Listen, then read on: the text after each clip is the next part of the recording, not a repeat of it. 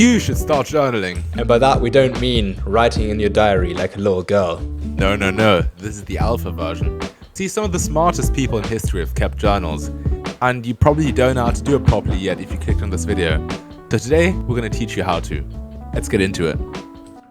Absolutely. So the very first step are the essentials. What do you need to journal? Well, first of all, what you should get is a physical journal. See, there's very nice journaling online on your PC because you can type very quickly. However, research has shown time and time again that if you write something down with your hand, this is a much more complex process in your brain. So you can actually process your thoughts a lot better if you write them down physically in a journal. Also, make sure that this is a nice journal, something that you actually want to journal inside of, because this will actually motivate you to do this more consistently, which takes us to a nice pen. Take one that's very comfortable to write with, because sometimes when you journal, you want to write for long periods of time. It just happens automatically sometimes. You don't want to be held back by a squiggly, disgusting pen. That's not fun to write with. So have a nice journal and a nice pen. Also, find a place on your desk or next to your bed where you can have your journal. Basically something where you can see it all the time. So whenever you feel like journaling, you can journal. There should be a very, very small barrier between you and journaling. If it's too high, you're probably going to stop journaling consistently. So, to the next point. Now we're going to get into the most important part, what to actually write. See, there are different types of journaling, and we highly suggest not making this a chore, but journaling whenever you feel like it. That's called deep journaling. However, first we're going to get into daily journaling, which is one form of journaling that you can do every day if you want to. Now, daily journaling includes gratitude journaling, meaning you write down things that you're grateful for. You can do this in the morning, which primes your day to just become a lot better because you're in a much more grateful and happy mood. Another thing you can use is affirmations. You can write down affirmations like, for example, I'm a hard worker. And if you say that enough to yourself, eventually you will believe that you're a hard worker and act accordingly.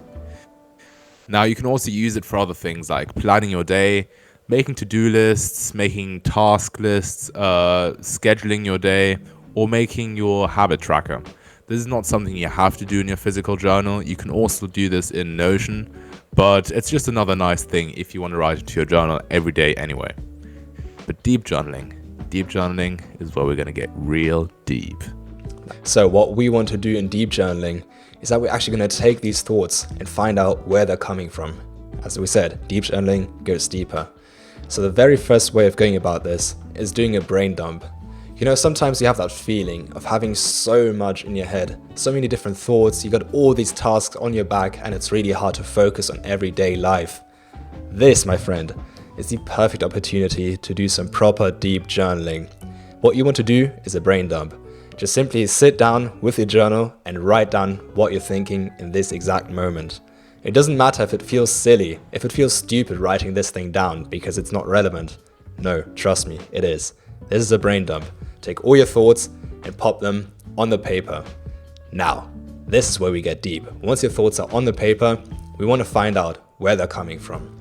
So, one thing you can do is asking yourself these questions. Why am I thinking X? What does X say about me? Or even, why is X stuck in my head?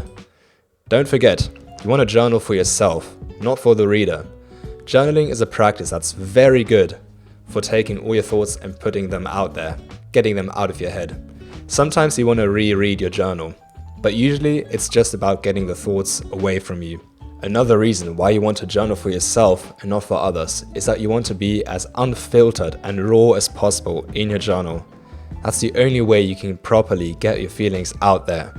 So if you feel like it turns you on when you dissect a pigeon, literally just write that exact thing down. No one is ever going to read it. To the next point. Now, there are so many different strategies you can use to leverage your journaling process and make it a lot easier. One of them being your emotions wheel. See, we hate talking about it as guys, but it's important mentioning your emotions in journaling. And this emotion wheel can definitely help us. See, if you look into the middle of the wheel, you'll see the basic emotions like sadness or anger. But outside, you'll see some more complex ones.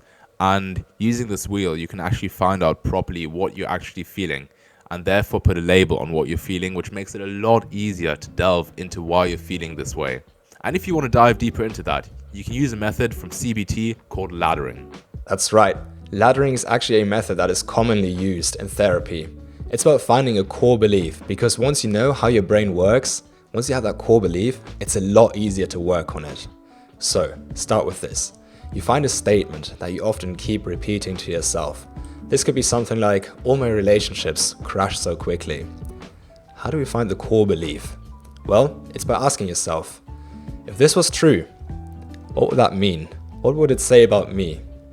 What if this statement was true? Now, if you ask yourself, all my relationships crash so quickly, what if that was true? You might come to a conclusion like, that means I can't run a relationship. Again, we want to dig deeper. This is why it's called laddering, because you go deeper and deeper. Ask yourself again, what if this was true? What would that mean? Well, it might be something like, I will be forever alone. Now, dig even deeper. What if that was true?